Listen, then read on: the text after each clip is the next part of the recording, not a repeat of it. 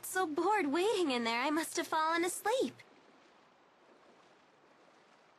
Then you'll be well rested for the return trip home. Return trip? I'm coming with you. This isn't a game. I know, right? Who are you? This is Alvin, our little buddy. Pleasure to meet you. I'm Leia. Pleasure to meet you too, little buddy. Little buddy? It's okay, right, Mila? I can come along? Perhaps. Why do you want to? Wait, seriously? Your strength really inspired me back at the mine. I thought to myself, I want to be just like you.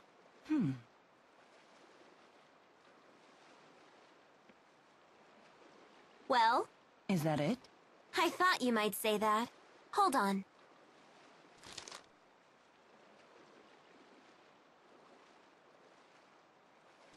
What is that? I filled the scrap of paper with all kinds of reasons. Take a look. Reasons why you should come with us? Yep, at least 100. Very well. You can come with us. I like you. You're so very... human. You've got to be kidding. Okay, now that it's all official. I'm happy to join. Thanks for asking.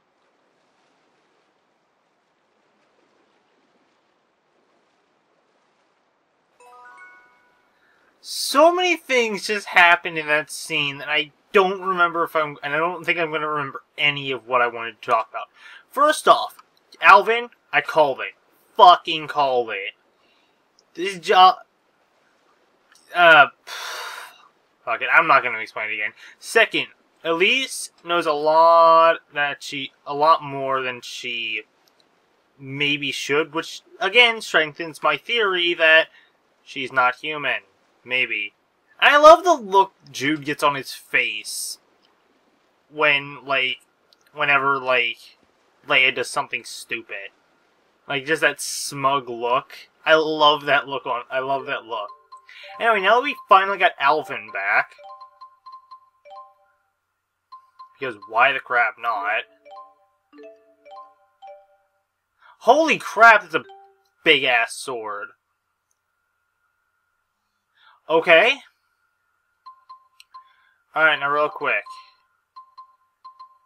Straight cut bangs. No. Spike bangs. Not really.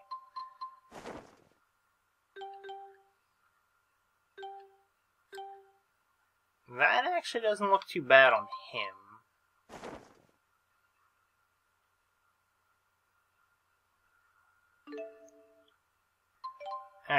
I'm just gonna go back to Top Dog Alvin. And then his other hair, which all it does is really get rid of it. Well, I guess Alvin's staying the way he was before. And we also got a Lilium Orbs to work with. There we go. There should be one more on this node. Or not. Okay. Punishing shot. Let's grab that.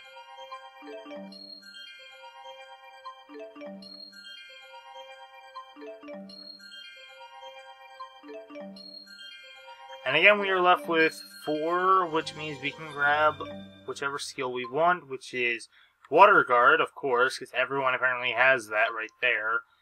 And then Critical. Increases the chance of performing critical hits by 3%. Critical hits are very nice to have.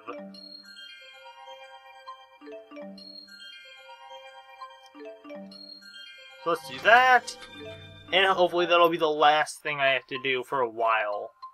Oh yeah, what I wanted...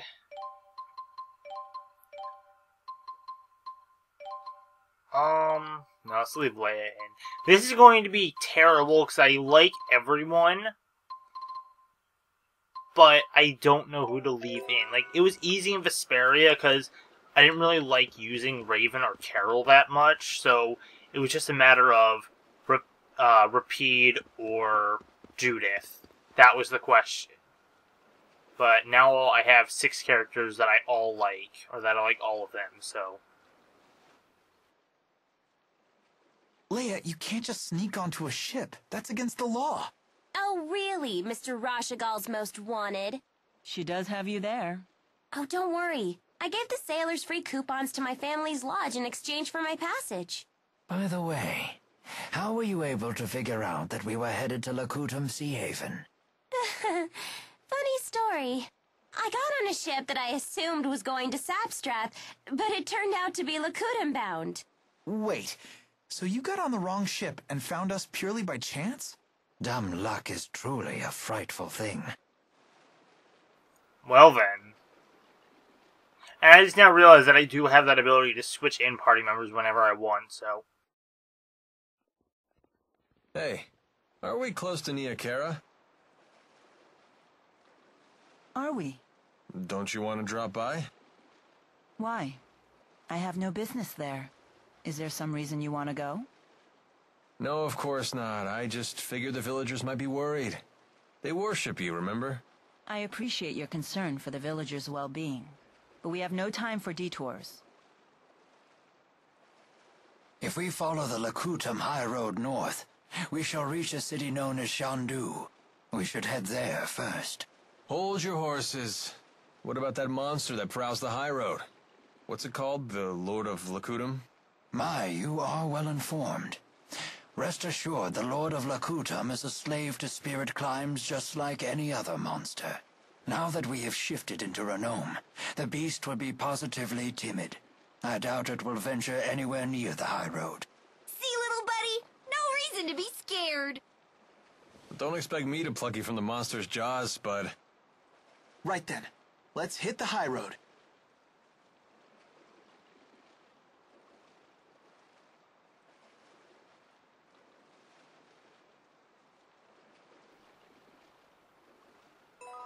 She doesn't trust him either. Oh, That's... right! Another wall scaled! Damn it, stop doing that. Yeah, even Mila suspects something.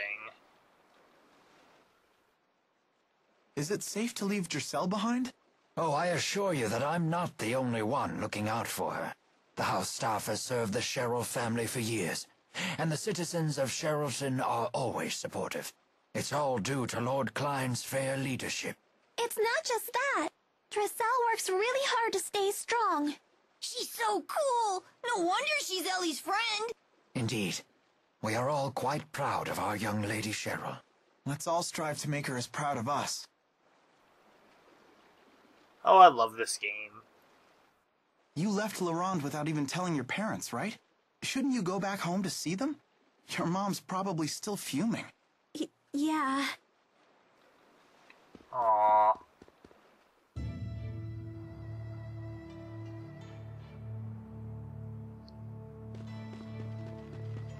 So, yeah. Oh, you're angry. The spirit climb in Lakutam keeps the area cloaked in a perpetual golden sunset. Oh, that sounds so romantic. For some reason, sunsets always bring back memories from when I was little. For me, it's the ocean. The sound of crashing waves gets old memories flooding back. Interesting. Those have the same effect on me, too. You have childhood memories? Of course I do. Doesn't everyone? I know I'd love to hear them. Well, if an opportunity presents itself, I'd be happy to share. If an opportunity presents itself, like when? Crashing waves at sunset? Huh. Honestly, I'm not super sure I want to, like, stop and listen to every skit. It's not like in Grace's F where the skits only appear in certain areas. Like, these just appear whenever. But at least they're voiced, so it makes it easier to listen to them, unlike frickin' Symphonia when I skipped every single one. The Sea Haven sure is beautiful at sunset. Yes, there really is something special about it. I know, right? When I see the sky glow red like that, all my bad memories just get washed away. Just try not to forget anything important. Shut up! Oh, I love those two. I'm gonna try not to get into too many battles, because I don't, like, it's getting kind of tedious to have to, like, if it wasn't tedious enough cutting out battles, I don't want to cut them out entirely, because it just, I don't know, it's hard When to I make see a sunset like this, I can't help but think of home. God damn it. It's hard to transition.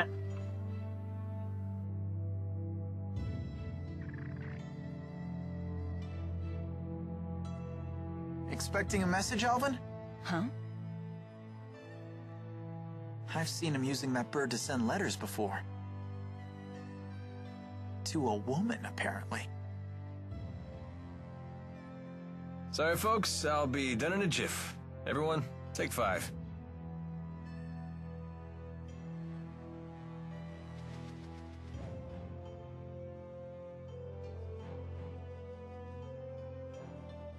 Hey, Mila. You gave something to Ivor a while back. Was it the thing you swiped from the laboratory?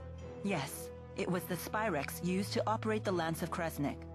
That little thing? But shouldn't you keep it with you? No. In fact, it would be dangerous to get anywhere near the Lance of Kresnik with that Spyrex in hand. Oh, well, you know better than me. There is a problem, however. The channeling circle that bound and captured the Four. I believe it was generated by that Spyrex. I will need to generate a channeling circle of equal power to release them. In other words, you'll need that Spyrex to save the 4 great spirits. I may need the Four's power to destroy the Lance of Kresnik, too. The real question, then, is when should I retrieve the key from Ivor? Hey, does that mean you can also use Spyrex to cast arts? It's not just for the Lance of Kresnik? What's the simplest way to explain this? Remember the street lamps in Fenmont? People light them with spirit arts. It's a simple parlor trick. Even a child could do it. But what happens if more powerful spirit arts are required? Those require a powerful caster. Someone with a mana lobe of sufficient capacity. The greater the capacity, the more mana can be produced when using arts. That capacity is determined at birth. It's immutable. Precisely. That's one of the laws of Riza Maxia. But a Spyrex doesn't rely on the caster at all. A caster wielding a Spyrex can power anything, from a tiny streetlight to a gigantic object like the Lance of Kresnik. Mana capacity ceases to be a limitation. But that sounds really handy. It is handy, and that's precisely why it's so dangerous. With the Spyrex, anyone can wield arts potent enough to capture the Four, and anyone can use that power to kill others, just as they plan to do with the Lance of Kresnik.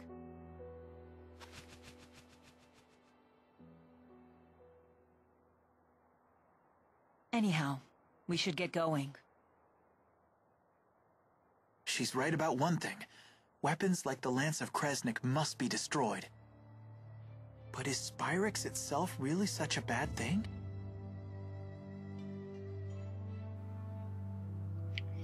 Alright, I completely lost track of what I was talking about. So you know what? I'll probably just text it in. You seem to know a lot about golems. What was that you said about earth spirits? Golems are artificial constructs created by the Rashagol army through Earth Spirit channeling. They can only work within particular spirit climes, but they're very powerful. Impressive. Isn't she smart? Although she did just hear all that from Rowan. So she's just the conductor's parrot. Elise learns spirit arts through intuition alone, so she hasn't made a proper study of the subject. However, once she learns something, her ability to recall it is quite impressive. I learned a lot of other things too. Like Fenmon is protected to the north and south by golems, and the Fezabel Marsh. It's an impregnable defense. Impregnable, huh? Can you tell me what that means? Well... Perhaps it's time we expand our lessons beyond just spirit arts. That's adorable. I meant to press this button to look at the map, but... Oh, well, it doesn't look like there's anything of use over there. So it does look like there's a bit of a hill. Whatever. There's a few cliffs over there that I don't want to deal with. So I guess we're just heading north. Oh, hello, cat. My cat's curled up in a ball on my blanket on the bed. It's adorable.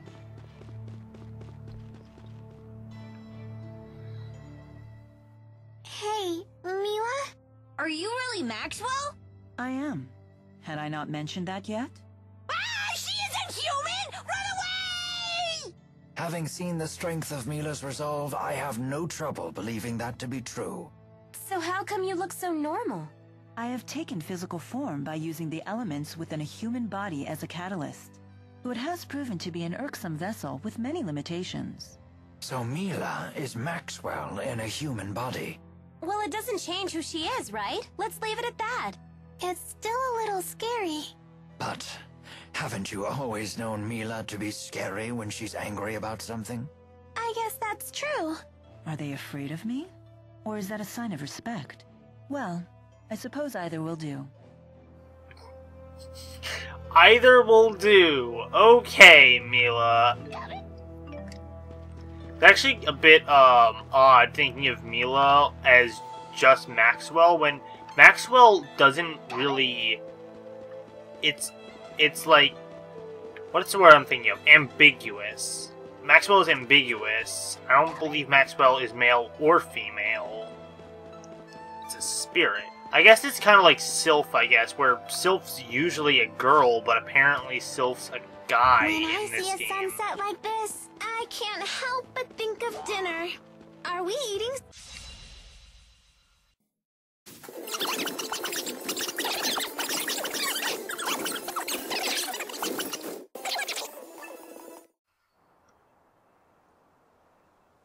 Okay, totally forgot.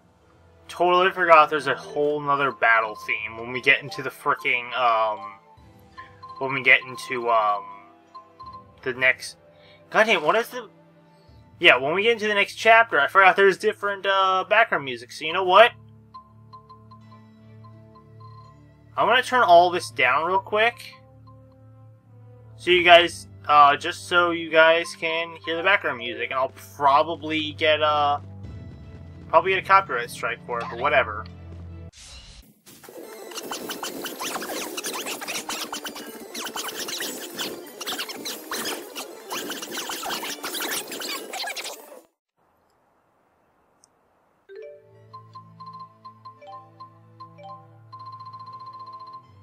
I did not save the settings.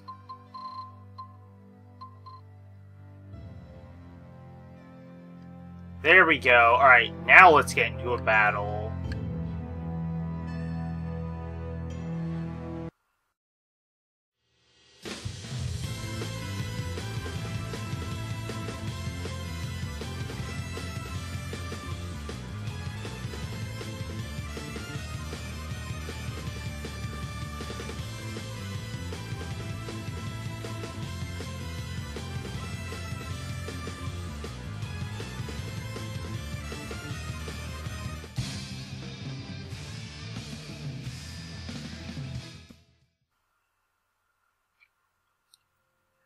I like that. It's like freaking,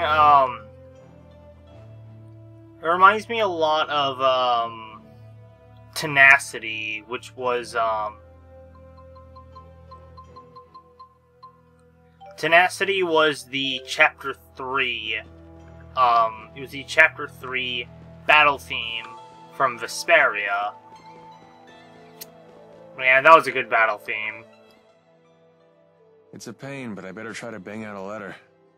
Let's see. Look, Alvin's writing another letter. My dearest, now that the interseasonals have blown their last, and the spirit climb has settled, my thoughts stray to you and your well-being. He's so formal. He's gotta be writing to a woman. That reminds me, Jude. How come you didn't answer any of the letters I sent to you in Fenmont? I didn't know what I was supposed to say. You only ever talked about yourself. Also, Your penmanship could use some work. I can't believe you! You blow me off and still have the nerve to complain. But I could barely even decipher them. You yank the pen so hard it tears the paper. Well, maybe I'll just copy you. Your cutesy little bubble letters are straight from a little girl's diary. What? Guys aren't allowed to write neatly? That's sexist. I'm not being sexist. That's exactly how it looks. Then you've proven my point. You are sexist. I'll never run out of things to write about with these people around. Oh. I have very, very sloppy handwriting, but there are just occasions where my handwriting just kind of flows very neatly, and it's like I stare at my hand and I'm like, how did I write that so absolutely perfectly? Whatever. I've never traveled this deep into Azul before. Nor I. In Rashigal, very little is known about the interior regions of Azul. Well, if anyone has any questions, fire away. I've actually come here a number of times. Because you have a girl in Azul? I came for work, mind you. Work. But sure, I may have met a few girls over the course of my duties. Not the most emphatic denial. I've been recording for an hour and I'm still, not bored at all. It's probably because I've been listening to so many goddamn skits. Elise is incredible at spirit channeling. Her mana lobe must be far more developed than normal. That's not true. But it is! Bet you wish yours was, too! Well, I certainly do. Must be nice to have such a powerful mana lobe when you're channeling, huh? I guess. I really don't think about it. Well, you should, since the mana lobe is inside your brain. Wait, really? I hear that sometimes the spirits will help themselves to a nice chunk of brain along with the mana. So don't channel too much, or that pretty little skull of yours will end up as hollow as a coconut. Ah! I don't want that to happen! Come on, Alvin. Don't scare her like that. Again, whenever I start to like Alvin, he does something stupid. Oh my god. You know what? No, screw the skits. Not listening to it anymore.